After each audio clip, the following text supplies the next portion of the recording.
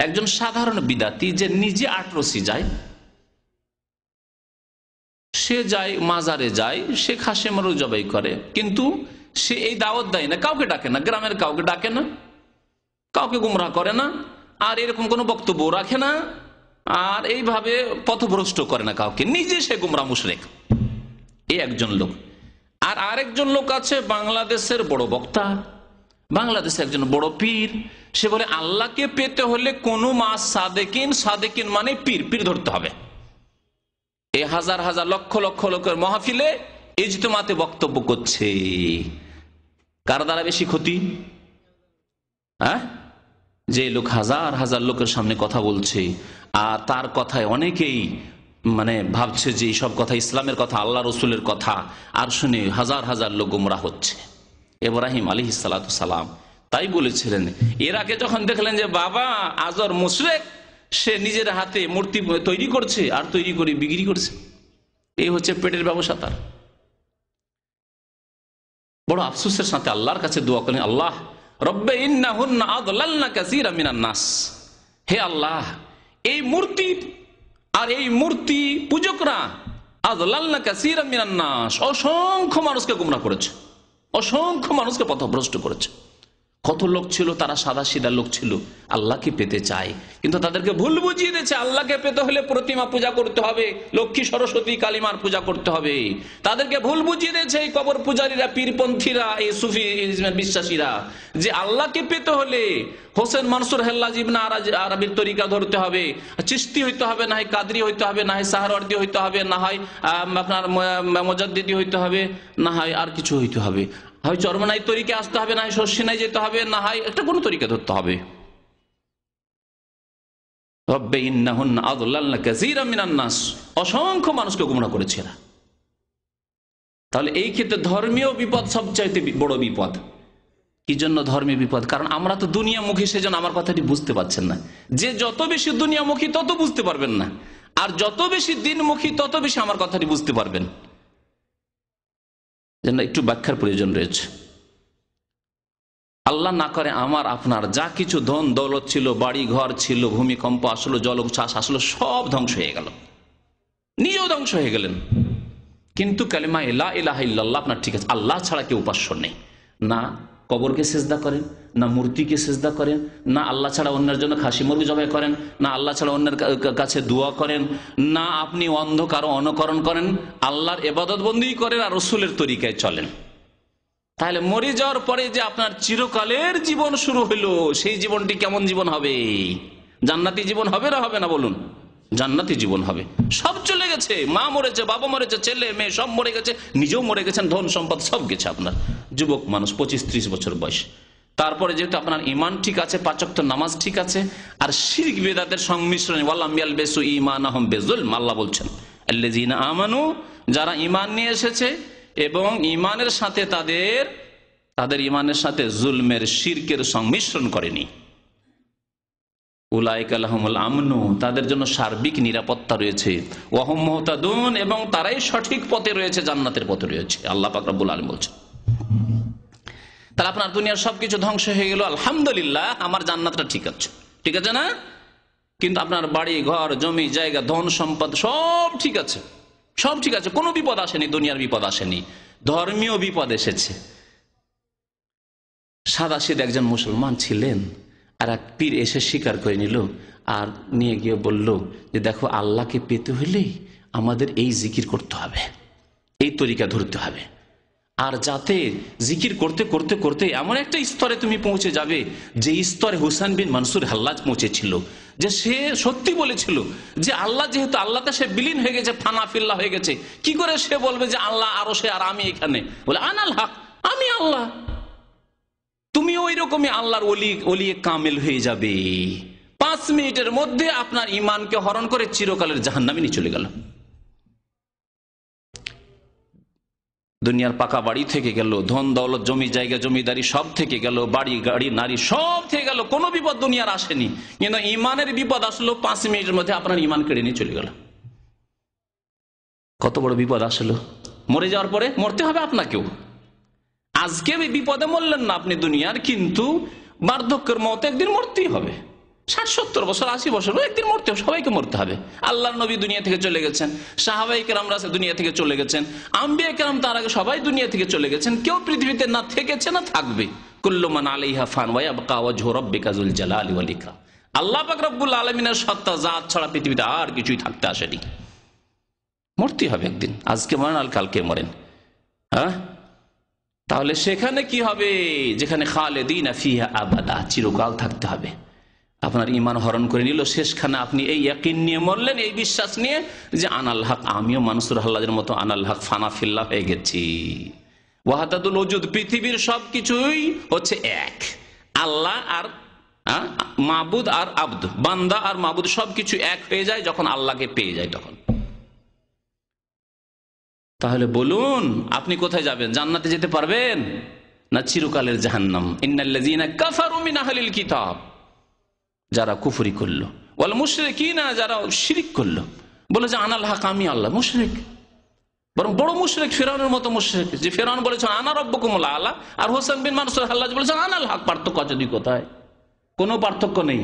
কিন্তু বাংলাদেশের এক অলিপুরি বিদাতি আছে, সে বক্তব্যে বলছে যে না, দুটো কথায় পার্থক্য আছে। তার এক ক্যাসেট এসছে আমার কাছে, বলছে দুটো কথায় পার্থক্য আছে। ফিরআউন আনাল হক বলে জাহান্নামী, আনা রাব্বুকুমুল আ'লা বলে জাহান্নামী হয়েছে, আর হুসাইন বিন মানসুর হাল্লাজ নাকি আনাল হক বলে আল্লাহর বড় ওলি হয়েছে। আউযু বিল্লাহ। এই শিক্ষা যদি এত বড় বাংলাদেশের লোকেরা, এত বড় আলেম তাদেরকে মনে করে, তারা যদি এই কথা বলে, তাহলে কোনখানে গিয়ে আপনি হেদায়েত পাবেন? তাহলে হেদায়েত খুব মূল্যবান জিনিস।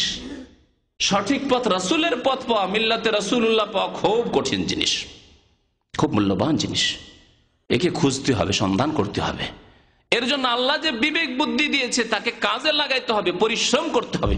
ওয়াল্লাযীনা জাহাদু ফিনা, পাবেন না এই কথা নয়, আল্লাহ বলছেন পাবেন। ওয়াল্লাযীনা জাহাদু ফিনা, আমাকে পাওয়ার জন্য যারা প্রচেষ্টা চালাবে, মেহনত করবে, লানাহদিয়ান্নাহুম সুবুলানা, অবশ্যই আমি তাকে রাস্তা দেখাবো, অবশ্যই আমি তাকে রাস্তা দেখাবো। কিন্তু আল্লাহকে পাওয়ার জন্য রাস্তা খুঁজতে হবে, আর আল্লাহকে পাওয়ার জন্য আল্লাহ রাসূল পাঠিয়েছেন, রাসূলের মাধ্যমে পেতে হবে, রাসূলের রাস্তা ধরতে হবে। রাসূলের ইবাদত করার জন্য আল্লাহ রাসূলকে পাঠাননি, রাসূলকে সেজদা করার জন্য পাঠাননি। রাসূলকে যদি সেজদা করার জন্য না পাঠিয়ে থাকেন আল্লাহ পাক রব্বুল আলামিন, রাসূলের কাছে দোয়া করার জন্য যদি না পাঠিয়ে থাকেন, তাহলে আপনি যাদেরকে ওলি বলছেন তাদের কাছে গিয়ে আপনি সেজদা করছেন, ধর্ণা দিচ্ছেন, তাদের কাছে কি পাবেন আপনি? দেখলেন ধর্মীয় বিপদ, কত বড় বিপদ। দুনিয়া সবকিছু ধ্বংস হয়ে যায়, আপনার ঈমান আর আমল ঠিক থাকে, 5 ওয়াক্ত নামাজ ঠিক থাকে, শিরক বিদআত না করে যদি মরেন, আলহামদুলিল্লাহ, তাওহীদের উপর, সুন্নাতের উপর যদি আপনার মত হয়, তো জান্নাত আপনার জন্য অবধারিত ইনশাআল্লাহ তাআলা, আল্লাহর রহমতে, ফজলে। পক্ষান্তরে যদি দুনিয়া সবকিছুই থাকে আর খুব আপনার রাজকীয় ভাবে আপনাকে দাফন করা হইল, কিন্তু আপনি ঈমান হারিয়ে ফেলেছেন, শিরক বিদআতে ডুবে গেছেন, তাহলে লাইন আশরাকতা লা ইয়াহবাতান্না আমালুকা ওয়া লা তাকুনান্না মিনাল খাসিরিন, ক্ষতিগ্রস্ত হয়ে চিরকালের জাহান্নামে চলে যাবে। আল্লাহু আকবার। তো দেখুন, মুসলিমদেরকে খারাপ কাজের পরিণতি সম্পর্কে সাবধান করা এবং উপদেশ দেওয়া, এটি কয়েকভাবে হইতে পারে, একটি ক্ষেত্রে না, কয়েকভাবে হইতে পারে। মুহাদ্দিসিনে কেরামরা যদি তারা না বলতেন যে বর্ণনাকারীগুলি ছিল তাদের মধ্যে কে সত্য, কে নির্ভরশীল, কার স্মৃতি শক্তি মজবুত আর কার স্মৃতি শক্তি ভালো নয়, কে মিথ্যা কথা বলতো, তাহলে সহিহ জয়ীফ জাল হাদিস জানার আমাদের কাছে কোনো উপায় ছিল না। কারণ আজকে থেকে 1200 বছর 1300 বছর আগে ওই বর্ণনাকারীরা মারা গেছে, তাদের জীবনী সম্পর্কে জানার কোন সূত্র আছে যদি মুহাদ্দিসরা না বলতেন? বড় বড় কিতাব লিখেছেন এই জন্য আইম্মায়ে কেরামরা। জি, ইমাম বুখারী রাহমাতুল্লাহ আলাইহির কিতাব রয়েছে যুআফার ওপর, মাতরুকিন, মিথ্যুকদের ওপর, কাযযাবদের ওপর। তাতে লেখা আছে শুধু এই কাযযাব, এ হলো মিথ্যুক। কাউকে কাযযাব বলা গীবত নয়। হ্যাঁ, অমুক মুনকারুল হাদিস, তার স্মৃতি শক্তি ছিল না, একেবারে সরা ছিল, কিছুই মনে রাখতে পারতো না, হাদিস বর্ণনা করতো আর উল্টে পাল্টে বয়ান করতো। এসব কথাবার্তা আইম্মায়ে কেরাম, শুধু একজন ইমাম, সমস্ত আইম্মায়ে কেরামরা বয়ান করেছেন। তাহলে তারা যদি এইভাবে যদি আমাদের হিতাকাঙ্ক্ষী না হতেন, কিয়ামত পর্যন্ত যত উম্মতে মুসলিমা আসবে তাদের জন্য, তারা যদি সহিহ জয়ীফ জালগুলি পার্থক্য না করতেন যে এই ব্যক্তির হাদিস নেওয়া যাবে, এই ব্যক্তির হাদিস নেওয়া যাবে না, এ হচ্ছে মিথ্যুক, এর স্মৃতি শক্তি দুর্বল, এ হচ্ছে জয়ীফ, তাহলে আমরা কিছুই জানতে পারতাম না যে কোনটা সহি কোনটা জয়ীফ, কোন হাদিসের উপর আমল করবো কোনটার উপর আমল করবো না, সবগুলি একই রকম হয়ে যেত আমাদের জন্য, শরীয়তই নষ্ট হয়ে যেত। তাহলে ইসলাম বিকৃত হয়ে ইহুদি খ্রিস্টানদের ধর্মের মতো হইতো। যেমন ইহুদি খ্রিস্টানদের ধর্মের অবস্থা কি হয়েছে, ঈসা আলাইহিস সালাতু সালাম আল্লাহ পাক রব্বুল আলামিনের বান্দা এবং রাসূল, এটি হচ্ছে ইসলাম, এটি হচ্ছে ঈসা আলাইহিস সালামের নিয়ে আসার দিন, আর এটি হচ্ছে মুসা আলাইহিস সালামের নিয়ে আসার দিন। তার সম্পর্কে কি করলো ইহুদি খ্রিস্টানরা? ইহুদিরা ঈসা আলাইহিস সালামকে বানিয়ে দিল ওয়ালাদুজ জিনাহ, জারজ সন্তান বানিয়ে দিল। তাদের ধর্ম হচ্ছে যে ঈসা আলাইহিস সালাম আল্লাহর সৎ বান্দা এবং রাসূল। কিন্তু ইহুদিরা কি বানিয়ে দিল? ইহুদিদের কিতাবে রয়েছে যে ঈসা হচ্ছে কি ওয়ালাদুজ জিনাহ, জারজ সন্তান, তার মা জিনা করেছে, তারপরে তার জন্ম হয়েছে। আরেকদিকে খ্রিস্টানদের কথা দেখেন, খ্রিস্টানদের বর্তমান বিকৃত বাইবেলে আছে যে ঈসা হচ্ছে ইবনুল্লাহ, আল্লাহর পুত্র। আল্লাহর পুত্র তখন আল্লাহর যেমন ইবাদত করতে হবে তেমন আল্লাহর পুত্ররও ইবাদত করতে হবে। দেখেন নেত্রী মারা গেল, তার ছেলে বসে গেল, চেয়ারম্যান হয়ে গেল, তাই না পার্টির? এই থিওরি তো আছে এই দুনিয়াতে যুগ যুগ ধরে। খ্রিস্টানরা কি করলো তাহলে? ঈসা আলাইহিস সালামের যে মর্যাদা আল্লাহ দিয়েছিলেন তার থেকে বাড়িয়ে দিয়ে আল্লাহর মর্যাদা দিয়ে দিল, পূজা শুরু করলো। আর ইহুদিরা ঈসা আলাইহিস সালামের মর্যাদাকে নিচে নামিয়ে দিয়ে তাকে একবার যারো সন্তান বানিয়ে দিল। আর আমরা মুসলিম উম্মতে মুসলিমা মধ্যপন্থী, আমরা মানহানিও করি না, আর বাড়াতে বাড়িতে আল্লাহর পর্যায়ে পৌঁছি না, বলি ইন্নাহু আব্দুল্লাহ ওয়া রাসূলুহু, ঈসা আলাইহিস সালাম আল্লাহর বান্দা এবং রাসূল। আল্লাহ পাক কোরআন বলছেন ক্বালা ইন্নী আব্দুল্লাহ আতানিয়াল কিতাব ওয়া জাআলানি নাবিয়ান, আল্লাহ আমাকে কিতাব দিয়েছেন আর আমি আল্লাহর বান্দা, আর আমাকে আল্লাহ নবী বানিয়েছে। তো এইভাবে মুসলিমদের ধর্মীয় অবস্থা হইতো, কোরআন হাদিসের অবস্থা বিকৃত হয়ে হইতো, আর সঠিক পথ খুঁজে পেতেন না, ওই রকমই গুমরাহ পথভ্রষ্ট হয়ে যেত গোটা মুসলিম উম্মাহ। আজকে মুসলিম উম্মাতের অধিকাংশ লোক পথভ্রষ্ট হলেও অপব্যাখ্যা করে একটি দল অবশ্যই আছে যারা হক পথে আছে, সারা পৃথিবীর প্রত্যেকটি দেশে আছে। নবী করিম সাল্লাল্লাহু আলাইহি ওয়াসাল্লাম এই সম্পর্কে নিশ্চয়তা দান করেছেন, লা তাযালু তায়ফাতুন মিন উম্মতি যাহিরিনা আলাল হক, সর্বদা আমার উম্মতের একটি দল হকের উপর সত্যের উপর জয়ী থাকবে। শুধু সত্যের উপরই বলেননি, যাহিরিনা বলেছেন, জয়ী থাকবে সত্যের উপর। লা ইয়াদুররুহুম মান খাযালাহুম, যারা তাদেরকে অপদস্থ করতে চাইবে তারা তাদের কোনো ক্ষতি করতে পারবে না, তাদের বিগড়াতে পারবে না, তাদের বাঁকা করতে পারবে না, হাত্তা তাকুমাস সাআহ, কিয়ামত পর্যন্ত। নবী করিম সাল্লাল্লাহু আলাইহি ওয়াসাল্লাম তাহলে নিশ্চয়তা দিয়েছেন যে একটি হকপন্থী মুসলিমদের মধ্যে থাকবে, কিন্তু ইহুদি খ্রিস্টানদের মধ্যে হকপন্থী থাকবে এ কথা বলা হয়নি। তাই তারা গুমরাহ হয়েছে, এদিকে একদল গিয়ে গুমরাহ হয়েছে খ্রিস্টান, আর ইহুদিরা এইদিকে গুমরাহ হয়েছে। ঈসা আলাইহিস সালাম সম্পর্কে এই যে গুমরাহ হয়ে গেছে, তখন আল্লাহ পাক রব্বুল আলামিন তাদের এই গুমরাহির পাপে মুহাম্মদুর রাসূলুল্লাহ সাল্লাল্লাহু আলাইহি ওয়াসাল্লামের তরিকার হিদায়াত দিলেন না, তাদেরকে তৌফিক হলো না তাদের। তো একটি ক্ষেত্রে বলছেন যে মুহাদ্দিসিনে কেরামরা যে হাদিস সম্পর্কে আলোচনা করতে গিয়ে হাদিসের বর্ণনাকারীদের সম্পর্কে বলেছেন, হাদিসের বর্ণনা এবং সাক্ষ্য প্রমাণের ব্যাপারে যেসব ব্যক্তির দোষ ত্রুটি আছে যাচাই করে তা বলে দেয়া মুহাদ্দিসিনা করেছেন। এখানে একটি ঘটনা মনে আসলো, ভারতে একজন রতন বলে একটা লোক ছিল, আমরা বাংলাতে রতন বলি, আরবিতে রাতান। এই রতন নবী করিম সাল্লাল্লাহু আলাইহি ওয়াসাল্লামের প্রায় 600-700 বছর পরে তার জন্ম হয় ভারতে। সে এক নতুন কথা আবিষ্কার করলো। কি আবিষ্কার করলো? বললেন আমি মুহাম্মদুর রাসূলুল্লাহর সাহাবী, জাতিতে হিন্দু, আর জন্ম হচ্ছে আল্লাহ রসুলের কতদিন পরে, প্রায় 600-700 বছর পরে। আর সে বলল যে আমার বয়স অনেক, আমি খুব মুরব্বী লোক, আর আমি আল্লাহ রসুলকে দেখেছি, মুহাম্মদ সাল্লাল্লাহু আলাইহি ওয়াসাল্লামকে, তার মানে সাহাবী। তে সোহবতের দাবি করলো। অনেকে নবুয়তের দাবি করে, মুসাইলামা কাজ্জাব, আসওয়াদ আনাসি, মির্জা গোলাম আহমদ কাদিয়ানি। তারপর বাংলাদেশে নাকি একজন নবী এখন না, এতে ইন্দোনেশিয়াতে বর্তমানে এক নবী দাবি করে আছে। তারপরে কেউ মেহেদি দাবি করছে, কেউ কি দাবি করছে, এটা তো আছে বাংলাদেশে মনে হয় এরকম একটা ঘটনা শুনলাম, হ্যাঁ মেহেদি। তো যাই হোক এইসব হইতে থাকবে, কিন্তু সাহাবী হওয়ার একটা ঘটনা, সাহাবী হওয়ার মিথ্যা দাবি এই রতন, ইন্ডিয়ান রতন, হিন্দি রতন, এই দাবি করেছিল হাফেজ ইবনে হাজার রহমতুল্লাহ আলাইহি, যাকে খাতেমাতুল হুফাজ, হাফেজদের সর্বশেষ হাফেজ মুহাদ্দিস বলা হয়।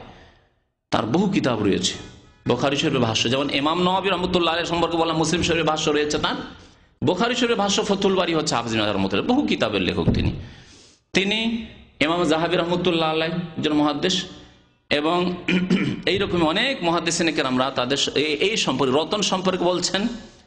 এখনই মাগরিবের সময় তার সম্পর্কে দেখতে গিয়েছিলাম আপনাদেরকে বলার জন্য, কিতাব থেকে তার ভাষাটা।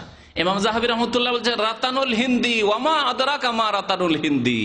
তিনি বলছেন তার ভাষায়, রতন হিন্দি, তুমি জানো যে রতন হিন্দি কে?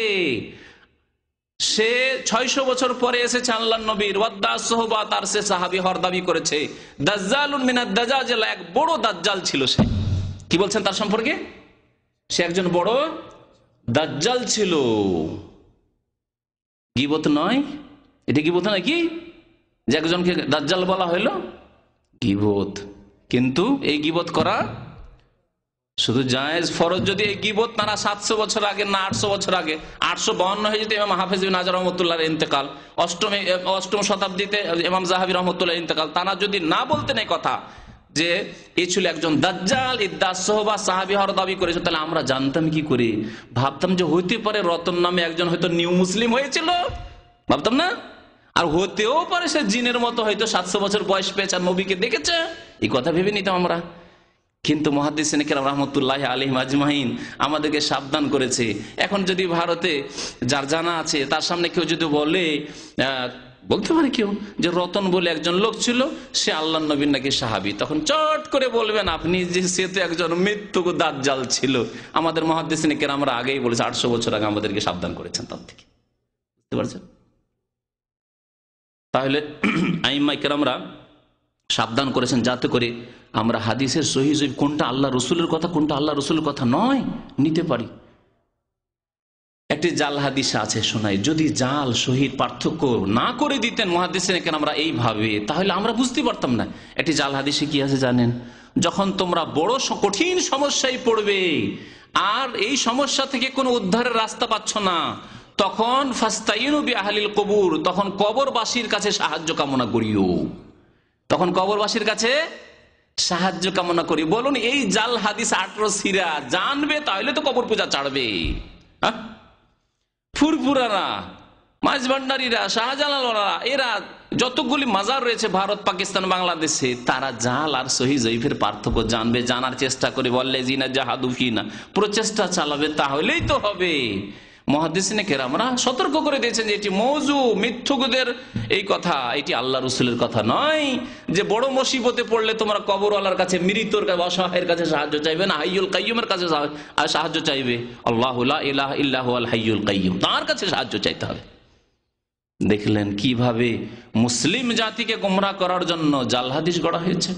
মুহাদ্দিসিনে কেরামরা আমাদেরকে এই ওয়াজিব আদায় করে, এই গীবত করে আমাদেরকে সঠিক পথে থাকার জন্য সাহায্য করেছেন। তাই বলছেন ইমাম নওয়াবী, ওয়াজালিকা জায়েজুন বিইজমাইল মুসলিমিন, মুসলমানদের ইজমা, ঐক্যমত রয়েছে যে দিনের হেফাজতের জন্য, ইসলামের হেফাজতের জন্য তাদের সমালোচনা, গীবত করা যাবে। শুধু জায়েজ নয়, বাল ওয়াজিবুল লিল হাজা, যখন প্রয়োজন হবে তখন ফরজ হয়ে যাবে, তা ফরজ ওয়াজিব হয়ে যাবে। তখন দেখছেন যে আপনি সতর্ক না করলে আর কোনো আলেম নেই, আপনাকে সতর্ক, আপনার গ্রামে, আপনার এলাকা, অত্র অঞ্চলে কোন আলেম, সুন্নতের অনুসারী আলেম পাচ্ছেন না। আপনি যদি সতর্ক না করেন দেশবাসীকে, একজন বড় পীর সাহেব এসছে, বলছেন ভাইরা আমার আপনারা মিলাদ করেন, মহব্বতের সাথে মিলাদ করেন, উঠেন একটু ক্যাম্প করেন, নবী সাহেব হাজির হয়ে গেছেন, এই বক্তব্য করছে মুশরিক। আর সেই সময় যদি আপনি জাতিকে সাবধান না করেন, আপনার গ্রামবাসীকে, এলাকাবাসীকে, তাহলে করবে কি? তাহলে আপনার উপর ফরজ হয়ে গেছে এখন সতর্ক, খবরদার, এরা বিদাতি, নবী চলে এসেছেন, এই আকীদা শিরকি কুফরি আকীদা, আল্লাহ ছাড়া কেউ হাজির নাজির না। সতর্ক করতে হবে আপনাকে। বল ওয়াজিবুল লিল হাজা, প্রয়োজনের সময় ওয়াজিব হয়ে যাবে। কিন্তু যখন দেখবেন যে না মাশাআল্লাহ আমাদের মাঝে আমাদের শেখই আছেন, তখন আপনার জন্য ফরজে কিফায়া, আপনি না করলে আমি আছি, বা আরো কেউ আছে, আপনার চাইতে বেশি জ্ঞানীরা আছে, আরো 10 জন আছে, হ্যাঁ 2-4 জন করলেই হয় অন্যায়ের প্রতিবাদ। জি, এইরকমই বলছেন যে গীবত করা যাবে কোন ক্ষেত্রে? অমিনহা আল মুশাওয়ারা ফি মুসাহারাতি ইনসানিন আও মুশারাকাতিহি আও ইদাইহি আও মুআমালাতিহি। নবীর কিতাব থেকে পড়ছি, রিয়াজুস সালিহিন থেকে। পরামর্শ দেওয়া কোন ক্ষেত্রে? আপনার কাছে কেউ পরামর্শ চেয়েছে কোন লোকের বিয়ের ব্যাপারে, বিয়ের ব্যাপারে আপনার কাছে পরামর্শ চেয়েছে, আপনি এখন কি করবেন? আপনার কাছে একজন পরামর্শ চাইছে, এখানে বিশেষ করে এখানে হয়, কারণ দেশে কার বাড়ি কোথায়, কোন ডিস্ট্রিক্টে একটা ছেলে ভালো লাগলো, রুস্তম সাহেবের বিয়ে দেবেন মনে করেন, জানি না বিয়ে হয়ে গেছে ওনার, যাই হোক বিয়ে দেবেন মনে করেন, উনি বিয়ে করতে চেয়েছেন, আর একজনের বোনকে পাইগাম দিয়েছ, ওই আমাকে জিজ্ঞেস করছে, শেখ আপনি তো জানেন, কারণ রুস্তম ভাই তো এখানে অনেকদিন থেকে আসে, আপনি ভালো করে জানেন, তার সম্পর্কে কিছু বলবেন কি? আমি জানি তার মধ্যে দোষ ত্রুটি আছে, তার একটা স্ত্রী আছে, এটা দোষ নয় শরীয়তে, কিন্তু জানিয়ে দেওয়া জরুরি, তাই না?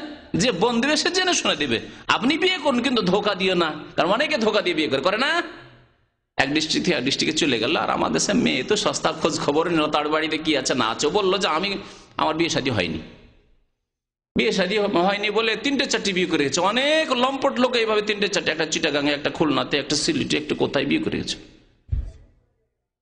মিথ্যা বলে বলে না, সত্য বলে বিয়ে করেন, আমার বিয়ে হয়েছে, ছেলে মেয়ে আছে, আমি দ্বিতীয় বিয়ে করতে চাই, আপনাদের ইচ্ছা হলে দেন, হয়ে গেল, ঝামেলা শেষ। যেমন ব্যবসা বাণিজ্যের ক্ষেত্রে মিথ্যা বলা যায় না, তেমনই বিয়ে শাদীর ক্ষেত্রে।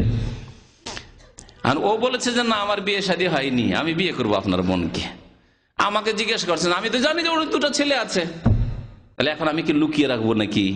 না বলতে হবে? বলা জায়েজ না ওয়াজিব? না জায়েজ নয়? গীবত তো করলাম, যে মিথ্যুক, আমি জানি ওর 2টো ছেলে আছে, বলবো না? একেবারে বলবো বাল হুয়া কাযাবুন মুতাযাওয়িজুন, হ্যাঁ মিথ্যুক, ও তো বিবাহিত, তারপর ওর ছেলে মেয়ে, লাহু আওলাদ, ছেলে মেয়ে আছে, বলবো না? বলা ওয়াজিব, ফরজ। এছাড়াও যদি তার মধ্যে চরিত্র দোষ থাকে, আকীদায় দোষ আছে, বলবো ভাই এখনো হেদায়েত হয়নি, সে এখনো নামাজ ঠিক করে পড়ে না, 4 ওয়াক্ত নামাজ পড়ে, বলবো না?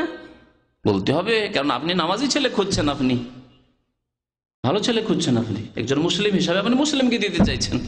তো এইভাবে বলছেন লেখক বিবাহ শাদীর ক্ষেত্রে, এইরকমই পাত্রীর ক্ষেত্রে, মেয়ের মধ্যে কোনো দোষ আছে, আর আমাকে জিজ্ঞেস করলেন, আমি লুকিয়ে রেখে দিলাম, জায়েজ নয় লুকিয়ে রাখা, দোষ ত্রুটি বলে দিতে হবে। ভাই আপনি যখন জিজ্ঞেস করলেন, নবী সাল্লাল্লাহু আলাইহি ওয়াসাল্লাম বলছে আল মুস্তাশার মুতামানুন, যার কাছে পরামর্শ চাওয়া হবে সেই ব্যক্তি আমানতদার হইতে হবে, মুতামান, আমানতদার হইতে হবে। যেমন আমানত আপনার কাছে 10,000 টাকা রাখা হয়েছে, 10,000 টাকা আপনাকে ফিরিয়ে দিতে হবে, ঘাটতি করে দেবেন যে আমার কাছে রেখেছি তার কিছু টাকা নেবো না, যা রাখা হয়েছে তাই আপনাকে ফিরিয়ে দিতে হবে, ফিরিয়ে দিতে হবে। ঠিকই তেমনি আপনাকে যখন জিজ্ঞাসা করা হয়েছে যেই রকম দোষ ত্রুটি আছে ভালো মন্দ, তা বলতে হবে নাকি। তারপরে কোন বিষয়ে অংশীদার হওয়ার ব্যাপারে, দুইজনে ব্যবসা করতে চাইছেন, ভাই অমুকের সাথে ব্যবসা করতে চাইছি, লোকটি কেমন, বলে দিতে হবে যদি দোষ ত্রুটি জানা থাকে। তাহলে আমানত ও লেনদেনের ব্যাপারে, আমানতের ক্ষেত্রে, ধার দেওয়া নেওয়ার ব্যাপারে, আদান প্রদানের ক্ষেত্রে, অন্য পক্ষের কিংবা কাউকে প্রতিবেশী বানানোর ব্যাপারে, একসাথে দুইজনে পাশাপাশি জমি কিনতে চাইছেন, আমরা দেশে গিয়ে একই জায়গায় বাড়ি, উত্তরাতে বাড়ি বাঁধবো, আমরা একসাথে জমি কিনবো, তাহলে প্রতিবেশী আপনার ভালো হইতে হবে। আপনি আমার কাছে পরামর্শ চাইছেন না, আমাকে বলে দিতে হবে যে না এর ভাষা খুব খারাপ, যদি ভাষা খারাপ থাকে বলে দিতে হবে, কর্কশ ভাষী অথবা অত্যন্ত লোভী, আইল চাপাচাপি শুরু করে দিবে আপনার কাছে, বলতে হবে। তাহলে এরকম যদি হয়, খোঁজ খবর নেওয়া ইত্যাদি আছে। এসব ক্ষেত্রে পরামর্শদাতার কর্তব্য হলো তথ্য গোপন না করা, বরং নসিহতের নিয়তে খারাপ দিকগুলি উল্লেখ করা উচিত, খারাপ দিকগুলি বলে দিতে হবে। আরেকটি ক্ষেত্র অমিনহা, 3 নম্বর ক্ষেত্র। কিসের 3 নম্বর ক্ষেত্র? ওই চতুর্থটি, যে মুসলিম জাতিকে অনিষ্ট থেকে বাঁচানো। অনিষ্ট থেকে বাঁচালেন আপনি, হাদিস সহিহ জয়ীফ এইসব ক্ষেত্রে মুহাদ্দিসিন যা করেছেন। তারপরে ব্যবসা বাণিজ্য বিবাহ শাদীর ক্ষেত্রে 2য় ক্ষেত্র হলো। 3য় ক্ষেত্র হচ্ছে যখন কোন ফিকহ অর্জনকারীকে দেখে যে সে জ্ঞান অর্জনের জন্য কোনো বিদাতি কিংবা ফাসিকের কাছে আসা যাওয়া করছে। আপনি ইসলাম শিখতে যাচ্ছেন, কোরআন পড়তে জানেন না, কোরআন শিখতে যাচ্ছেন, কিন্তু একজন পীর ভক্তর কাছে কোরআন শেখার জন্য যাচ্ছেন। আমাকে জিজ্ঞেস করলেন যে হুজুর অমুকের কাছে আমি কোরআন, অমুক হাফেজের কাছে কোরআন শিখছি, আর হাফেজ এত গুণা বিদাতপন্থী যে বলেন না না সৌদি আরবে এসছো রিয়াল নিয়ে যাও, কিন্তু এখানকার দিন নিয়ে যাবে না, এখানকার পড়াশোনা করবে না। তাহলে আপনাকে সতর্ক করতে হবে না? হবে না, কারণ আগুনের পাশে থাকলে আগুন লাগবেই। আপনি বিদাতির পাশে উঠা বসা করবেন, তার কাছে কোরআন শিখবেন, আপনাকে তার বিদাতের আগুন দিয়ে পুড়িয়ে দেবে, জ্বালিয়ে দেবে, আপনাকে সতর্ক করতে হবে। আর যদি এর চাইতে বড় হয় বক্তা হয়, হাজার হাজার লোক বক্তব্য শুনছে, পীর হয়, হ্যাঁ বিদাতি হয়। আর পীর মানে বিদাতি, পীর মানে হেদায়েতি হয় না। সাবধান, শুনে রাখুন ভালো করে। পীর মানে যে বিদাতি, এ কথা আপনাদের সামনে এই বছরে আল্লাহ সহি সালামত রাখলে এই 2-4 সপ্তাহের মধ্যে প্রমাণ করব। যাদেরকে হক্কানি পীর বাংলাদেশে বলা হয়, ভারতে বলা হয়, তাদের অবস্থা কি, তাদের অবস্থা কি? এই জন্য ভূমিকা স্বরূপই বলছি যে তাদের আমরা হারাম গীবত করি না, বরং আল্লাহ যা আমাদের জন্য ওয়াজিব করেছেন যে মানুষকে সতর্ক করতে হবে, তাদের দিন হরণ করে নিচ্ছে, তাদের দিন ধর্ম নষ্ট করে দিচ্ছে, তাদেরকে শিরকের পথে নিয়ে গিয়ে চিরকালে জাহান্নামী বানিয়ে দেবে, সেই জন্যই আপনাদেরকে সতর্ক করতে চাই। ব্যক্তি ক্ষেত্রে, হ্যাঁ শুনেন একটি কথা ভালো করে বলি, ব্যক্তি জীবনে যদি কারো দোষ থাকে, যেই দোষের কারণে আপনার ক্ষতি করেন না, সেটা আমার জন্য বলা জায়েজ হবে না, বলার দরকার নেই আমার। যেমন বলছি, বাংলাদেশের এক পীরের ইন্টারনেটে এসেছে, আমার কাছে আছে, ওর কপি আছে, ইন্টারনেটে এসেছে তার সৎ ভাইদের সাথে আমল তুমুল লড়াইয়ের ঝগড়া, যে সেই পীরে তার ধন সম্পদ সব নিয়ে গেছে সৎ ভাইদের। আর তার বাবার যে ছোট স্ত্রী ছিল, ছোট স্ত্রীর উপরে জুলুম অত্যাচার করেছে, মানে ছোট মায়ের উপরে জুলুম অত্যাচার করেছে, আর যে ছোট সৎ ভাইরা ছিল ছোট, তাদের উপরে জুলুম অত্যাচার করে সবগুলি নিয়ে গেছে। এরই তার ব্যক্তি জীবনের দোষ, এই জন্য নাম বললাম না, এই জন্য নাম বললাম না। কিন্তু ধর্মীয় ব্যাপার, কারণ এই ক্ষেত্রে আপনি ওর কাছ থেকে এটা নেবেন না যে ও সৎ ভাইয়ের উপরে জুলুম করেছে আমি জুলুম করব, ও সৎ মায়ের উপরে জুলুম করেছে আমি জুলুম করবো, এটা তার কাছ থেকে নেবেন না আপনি। কারণ আপনি জানেন যেগুলি হারাম কাজ, পীরে করুক আর আলেমে করুক আর হুজুরে করুক আর যেই করুক সেই করুক, হারাম কাজ। কিন্তু ধর্মীয় যে বক্তব্য রাখছে, জিকিরের বক্তব্য রাখছে, যে এমন জিকির করো, জিকির করতে করতে এত জিকির করো যাতে তোমাকে মজনুন পাগল বলে, পাগলামি করো, মাতলামি করো, আর সামিয়ানার উপরে লাফ দিয়ে উঠে যাও, এই যে বিধর্মিতা শেখাচ্ছে, এই বিদাত শেখাচ্ছে, এই সম্পর্কে সতর্ক করা ফরজ। এটি ইসলাম নয়, এটি সহিহ হাদিস নয়, এটি নবী করিম সাল্লাল্লাহু আলাইহি ওয়াসাল্লামের কথা নয় যে এমন মাতলামি করো, পাগলামি করো, যে পাগলামি করতে করতে লাফ দিয়ে গিয়ে কোথাও ইয়েতে বাসা আটকে যাও, আর কোথায় গাছে আটকে যাও, ইত্যাদি ইত্যাদি। এসব করিও না, এসব নেই ইসলামে। সাহাবায়ে কেরামরা এসব করেননি, এই পাগলামি করেননি, এত পাগল ছিলেন না তারা, বেকুব পাগল ছিলেন না তারা। জি, আল্লাহর পাগল ছিলেন, কিন্তু এই বিদাতি পাগল ছিলেন না। নবীর তরিকা বাদ দিয়ে এসব পাগলামি করবে তারা, এইসব কাজ করেননি তারা। সুতরাং আমাদের জন্য আদর্শ সাহাবায়ে কেরাম এবং আম্বিয়ায়ে কেরাম। শুনে রাখুন ভালো করে, আল্লাহ পাক রব্বুল আলামিন আম্বিয়ায়ে কেরামদের অনুসরণ করতে বলেছেন। সূরা আনআমে আল্লাহ বলছেন, উলাইকাল্লাযীনা হাদাল্লাহ, আল্লাহ এদেরকেই সঠিক পথ দেখিয়েছেন, ফাবিহুদাহু মুক্তাদে, তাদের অনুসরণ করো, তাদের ইক্তিদা করো, তাদের অনুসরণ এক জায়গায় করতে বলেছেন। আর সূরা বাকারে আল্লাহ বলছেন সাহাবায়ে কেরাম সম্পর্কে, ফাইন আমানু বিমিসলি মা আমানতুম বিহি ফাকাদ ইহতাদাউ, তারা যদি ঈমান নিয়ে আসে, মানে পরবর্তীকালের লোকেরা, আমাদের কথা আল্লাহ বলছেন, কিয়ামত পর্যন্ত যত মানুষ আসবে তাদের কথা আল্লাহ বলছেন, তারা যদি ঈমান নিয়ে আসে, হে সাহাবায়ে কেরাম তোমাদের মতো ঈমান, বিমিসলি মা আমানতুম বিহি, যাদের সামনে কোরআনে কারীম নাযিল হচ্ছে তারা কারা? সাহাবায়ে কেরামরা নন, রিজওয়ানুল্লাহি তাআলা আলাইহিম আজমাইন। তাদেরকে আল্লাহ সম্বোধন বলছেন বিমিসলি মা আমানতুম বিহি, তোমরা যেমন করে ঈমান নিয়ে এসেছো রাসূলের উপর, কোরআনের উপর, আল্লাহর উপর, আল্লাহর জাতের ওপর, আল্লাহর গুণাবলীর ওপর, আল্লাহ কোথায় আরশে। সাহাবায়ে কেরামরা এই কুফরি ঈমান নিয়ে আসেননি যে আল্লাহ সর্বস্থানে বিরাজমান, সবকিছুতেই বিরাজমান, আর আল্লাহতে আমরা ফানা হয়ে যেতে পারি, বিলীন হয়ে যেতে পারি, এসব কুফরি কথা বিশ্বাস করতেন না তারা। তারা ঈমান রাখতেন যে আল্লাহ কোথায় রয়েছেন, সুম্মাস্তাওয়া আলাল আরশ, তিনি আরশের উপরে রয়েছেন, কোরআনী কথা তারা বিশ্বাস করতেন। একজন বালিকা মানে একবারে সাধারণ একজন সাহাবিয়া, আর সেও দাসী। আবার শুধু যদি স্বাধীন বালিকা হইতো তাহলে ইসলাম শিখার হয়তো আরো বেশি সুযোগ পেত। দাসী তার মানে ইসলাম শিখার সুযোগ পায় না, মনিবের মালিকের বাড়িতে কাজ করতে করতে তার সময় চলে যায়। তাকেও জিজ্ঞাসা করছেন নবী করিম সাল্লাল্লাহু আলাইহি ওয়াসাল্লাম, আইন আল্লাহ, আল্লাহ কোথায়? কি জবাব দিচ্ছেন তিনি, সেই দাসী? কালাত ফিস সামায়ে, তিনি বলছেন আকাশে রয়েছেন, আকাশে রয়েছেন। আজকে সৌদি আরবের উলামায়ে কেরাম, এখানকার সরকার এবং আমাদের দেশের যারা নির্ভেজাল কোরআন সুন্নাহর অনুসারী, তাদের আকীদা হচ্ছে এই আকীদা যে আল্লাহ আকাশে রয়েছেন। পক্ষান্তরে যত বিদাতি রয়েছে তাদের আকীদা হচ্ছে আল্লাহ সর্বস্থানে বিরাজমান, সবকিছুতেই বিরাজমান। মাসিক মদিনাতে যদি এই আকীদা থাকে, মারিফুল কোরআনে যদি এই আকীদা থাকে, জি যদি এই আকীদা থাকে মকসুদুল মুমিনিনে, এই আকীদা যদি থাকে ফাজাইল আমলে, এই আকীদা থাকে চরমনাইর কিতাবে, তাহলে যাবেন কোথায়? যাবেন কোথায়? সাবধান। তাহলে দিনের হেফাজত আগে করতে হবে। দিন সম্পর্কে, ইসলাম সম্পর্কে সজাগ হইতো, আমার ইসলাম বেঁচে আছে কি না, না গেছে আমার ইমান। তাই বলছেন যে এজারা আমতাফাক্কিহান, একজন ছাত্র ইয়াতারাদ্দাদু ইলা মুবতাদিন, বিদাতি আলেমের কাছে যাচ্ছে, বিদাতি ওয়াজ মাহফিলে যাচ্ছে, বিদাতি মাদ্রাসায় যাচ্ছে, বিদাতি প্রতিষ্ঠানে যাচ্ছে, বিদাতি হুজুরের কাছে কোরআন শিখতে যাচ্ছে, তাফসীর শিখতে যাচ্ছে, আও ফাসিকিন, অথবা ফাসিকের কাছে যাচ্ছে, নাস্তিক, ইউনিভার্সিটিতে পড়ছে, এমন শিক্ষকের পিছনে পিছনে ঘুরছে যে নাস্তিক, যে হচ্ছে ইসলামের শত্রু, যে হচ্ছে ধর্মনিরপেক্ষতায় বিশ্বাসী, যে আল্লাহদ্রোহী, যে ইসলামের বিরুদ্ধে বলে, অথবা ইসলামের বিরুদ্ধে সে ষড়যন্ত্র করে ইত্যাদি, অথবা ইসলামে বিশ্বাসী করে না, আল্লাহ বিশ্বাসী নয়, এদের কাছে তাহলে শিক্ষা নেওয়া জায়েজ নয়, কারণ ইমানের বিপদ আছে। আপনি সব সময় ওস্তাদের সামনে, শিক্ষকের সামনে দুর্বল বিদ্যার দিক দিয়ে। আপনি এমএ ডিগ্রি নিতে যাচ্ছেন, অনার্স করতে যাচ্ছেন এমন শিক্ষকের কাছে যে আল্লাহ বিশ্বাসী নয়, বাংলা এমএ করতে গিয়ে বা ইংলিশে এমএ করতে গিয়ে বা অন্য কিছু করতে গিয়ে, তাহলে আপনার জন্য বিপদ। তাহলে এইরকম শিক্ষকের কাছে শিক্ষা নেওয়া যাবে না।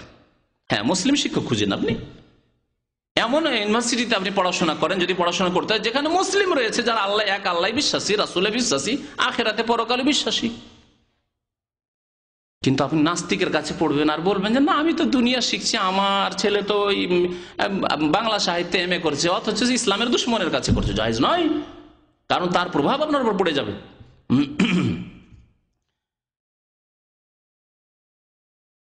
ইয়াখুযু আনহুল ইলম, তার কাছ থেকে ইলম শিখে, ওয়া খাফা আন ইয়াতাদাররাল মুতাফাক্কিহ, আশঙ্কা হচ্ছে যে গোমরাহ করে দিবে কে।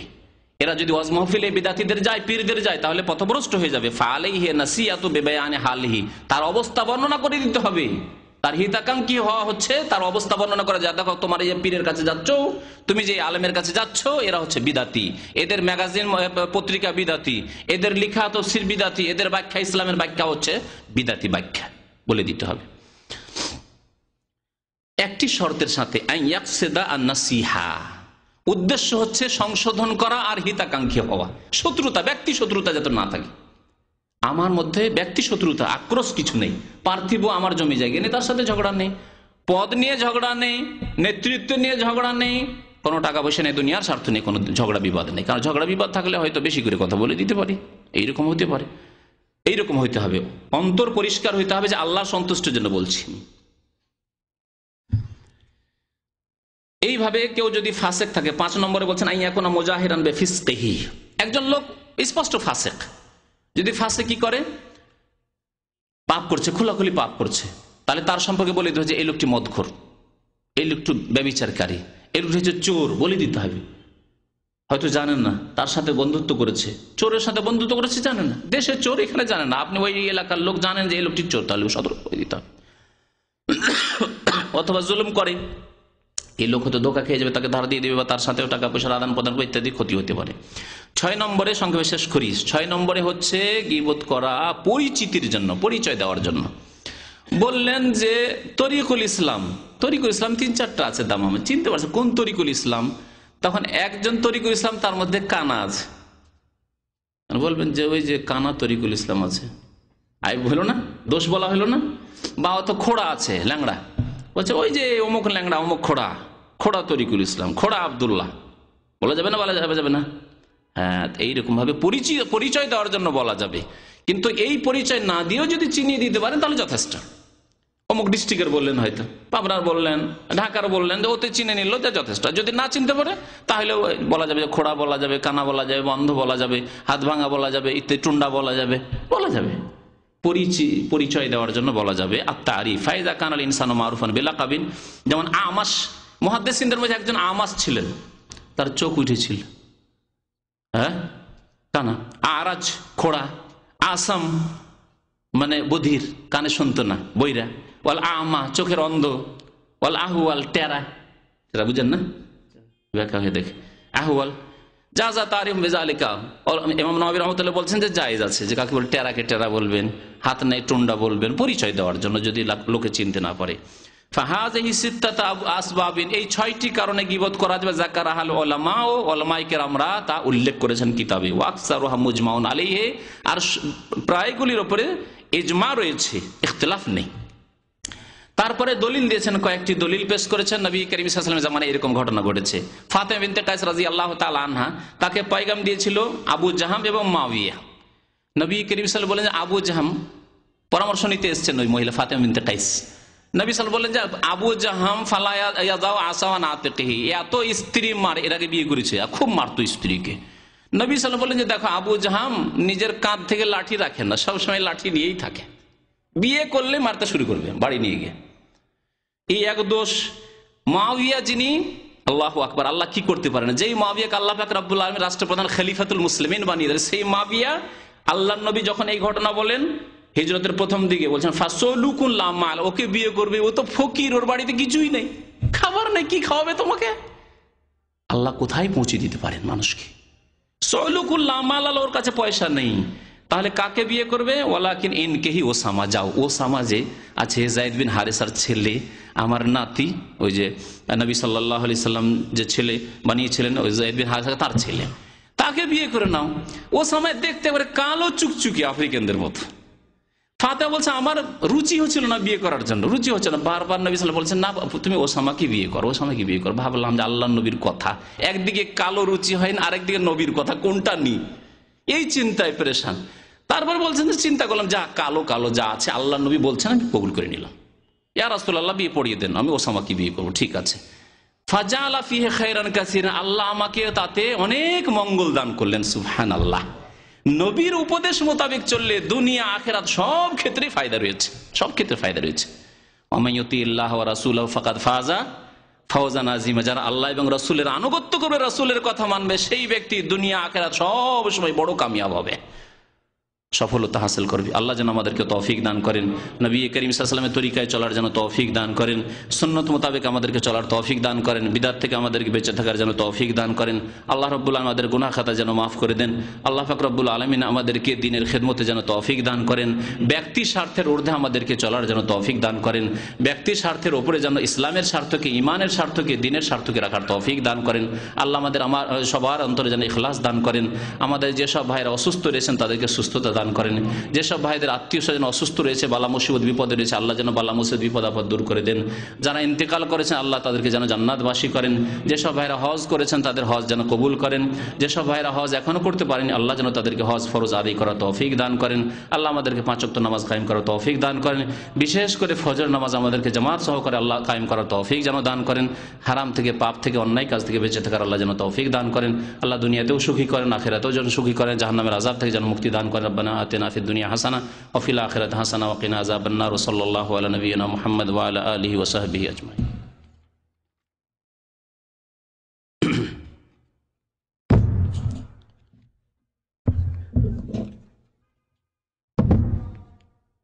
প্রশ্ন নাই নাকি?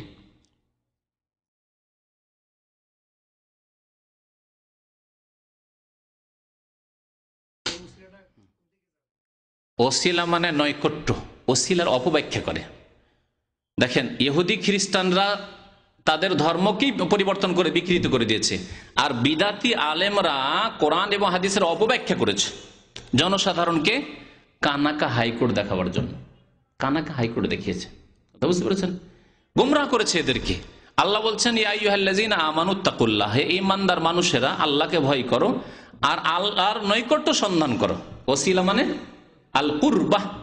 আরবি ভাষার পণ্ডিতরা ওসিলা মানে আল কুরবা বলেছে। যে কোনো ডিকশনারি কিতাব খোলেন, তফসিরের মধ্যে হাদিস দিয়ে তফসির হচ্ছে ইবনে কাসির, বাংলায় অনুবাদ হয়ে গেছে বাংলাদেশে, তা পড়ে দেখুন। যদি তাদের ধোঁকাবাজিকে যাচাই করতে চান তাহলে তফসির ইবনে কাসির পড়ুন, যার সম্পর্কে কোনো দ্বিমত না। আজকে থেকে 700-800 বছর আগে তফসির লেখা হয়েছে, তফসির ইবনে কাসির আরবিতে লেখা হয়েছে। তফসির ইবনে কাসিরে রয়েছে আল কুরবাহ, আল্লাহর নৈকট্য সন্ধান করো।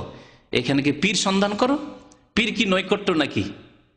আল্লাহর নৈকট্যের যেগুলি মাধ্যম রয়েছে, নৈকট্যের মাধ্যম হচ্ছে 5 ওয়াক্ত নামাজ সুন্দর করে পড়া, নৈকট্যের মাধ্যম হচ্ছে ফরজ ওয়াজিব আদায় করার পরে সুন্নত নফল আদায় করা, দিনে রাত্রে 12 রাকাত সুন্নতে রাতেবা পড়া, তাহাজ্জুদের নামাজ পড়া, ইশরাক পড়া, চাশতের নামাজ পড়া, মাসে 3টে রোজা রাখা, সোমবার বৃহস্পতিবার রোজা রাখা, আরাফার রোজা রাখা, এই মহরম সামনে আসছে, মহরমে 9-10 তারিখে রোজা রাখা ইত্যাদি। এগুলি হচ্ছে এইভাবে জাকাত দেওয়া, দান খেরাত করা, বেশি বেশি দান খেরাত করা, মসজিদ কায়েম করা, মাদ্রাসার খেদমত করা, ইসলামিক শিক্ষার ইসলামী দাওয়াতের খেদমত করা, এগুলি সব হচ্ছে আল্লাহর নৈকট্য লাভ। তারপর আল্লাহর নৈকট্য লাভের মধ্যে মানুষের হক, মাতা পিতার হক আদায় করা, মাতা পিতার খোঁজ খবর নেওয়া, মাতা পিতার চিকিৎসা করা, মাতা পিতার খরচ বহন করা। আপনার অন্য ভাইরা দেয় না, আপনি কখনোই কথা বলবেন আমার অন্য ভাই দেয় না আমি কেন দেবো? আপনি আল্লাহর নৈকট্য লাভ করবেন আপনার মা বাবার খেদমত করে। সে অন্য করলো না আপনার ভাইরা, সেটা কেন দেখবেন আপনি? এইভাবে নৈকট্য লাভ করা। নৈকট্য লাভ মানে পীর ধরা নয়। নৈকট্য লাভ মানে আল্লাহ শ্রীর কথা বলেছে, ইন্নাল্লাযীনা আমানু ওয়া আমিলুস সলিহাত, ঈমান সুন্দর করা আর নেক আমল করা, সৎকর্মশীল হওয়া। সৎকর্মশীল হন, এই হচ্ছে আল্লাহর নৈকট্য লাভ করা। ওয়াবতাগু ইলাইহিল ওয়াসিলা। আর এর জন্য আল্লাহ বলেছেন ওয়াজাহিদু ফি সাবিলিহি, প্রচেষ্টা চালাও। তাহলে মেহনত লাগবে, আপনাকে তাহাজ্জুদের জন্য উঠতে কষ্ট লাগবে, মেহনত লাগবে। ফজরে ঘুম ভাঙাইতে, আপনার কম্বলের তলা থেকে ফজরে জাগতে বড়ই কষ্ট লাগবে। অ্যালার্ম বাজছে, বিরক্ত করছে, আপনি বন্ধ করে দিচ্ছেন, আবার শুয়েছেন, না দূরে রাখেন, কষ্ট লাগছে। জি, রোজা রাখতে কষ্ট লাগছে, কিসে কষ্ট লাগে না? পকেট থেকে বেশি পয়সা দিতে অনেক সময় বখিলি চিন্তা না চলে আসছে, অনেক সময় চিন্তা করছেন টাকা পয়সা এত দান করে দেবো, তা ছেলে মেয়ে আছে, ভবিষ্যৎ বিয়ে শাদী ইত্যাদি আছে, এইসব চিন্তা আসছে না, ওর বিরুদ্ধে জিহাদ করতে হবে, জাহিদু ফি সাবিলিহি, এক্ষেত্রে প্রচেষ্টা চালাইতে হবে। তো এইভাবে আল্লাহ পাক রব্বুল আলামিনের নৈকট্য লাভ করতে হবে। আর এর মানে ওসিলা মানে কোনো ব্যক্তি ধরা নয়, না কোনো আলেম ধরা আর না কোনো পীর ধরা। জি, নবীর তরিকায় চলা আর ঈমান এবং সৎ আমল করা, এই হচ্ছে ওসিলা।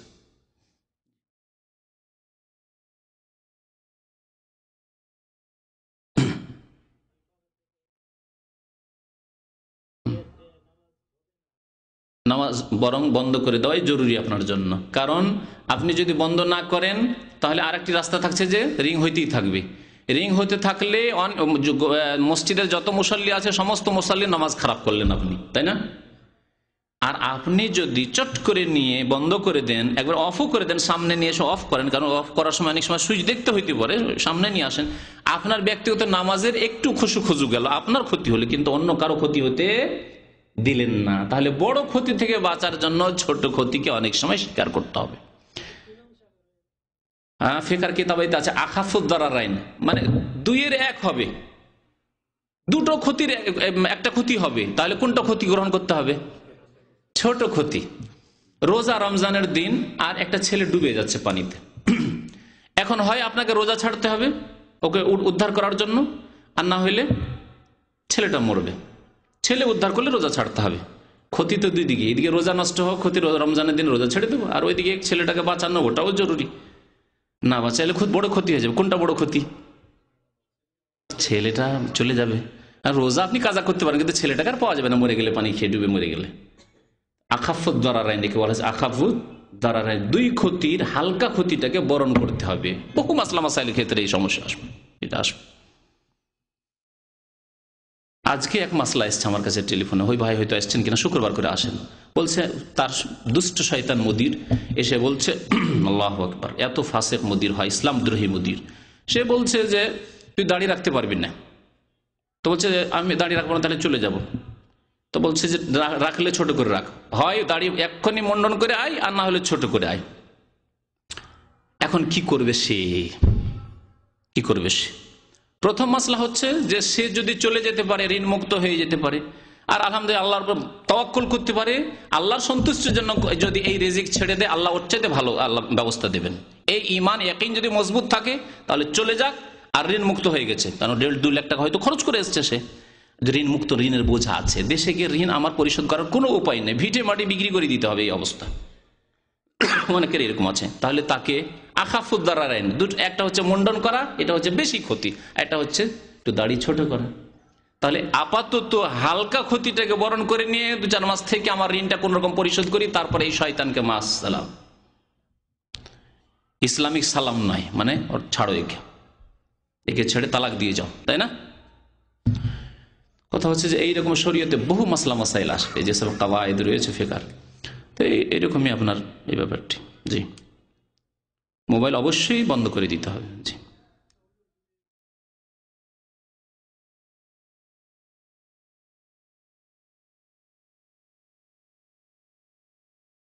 হাত তুলে দোয়া করা যেহেতু নবী সাল্লাল্লাহু আলাইহি ওয়াসাল্লামের প্রমাণ নেই পানি চাওয়া ছাড়া, বৃষ্টি যাওয়ার সময় হাত তুলেছেন, যেমন জুমার খুতবায় এসে বুখারী শরীফে হাদিস আছে, এক সাহাবী বলেন, ইয়া রাসূলুল্লাহ, ওয়ানা বৃষ্টির জন্য সব মরে ধ্বংস হয়ে গেল, ছাগল গরু এই উঁট সব ধ্বংস হয়ে গেল, বাড়িঘর সব ধ্বংস হয়ে গেল, না খেয়ে আমরা মরে গেলাম। তখন নবী সাল্লাল্লাহু আলাইহি ওয়াসাল্লাম হাত তুলে বললেন, আল্লাহুম্মা আসকিনা, আল্লাহুম্মা আসকিনা।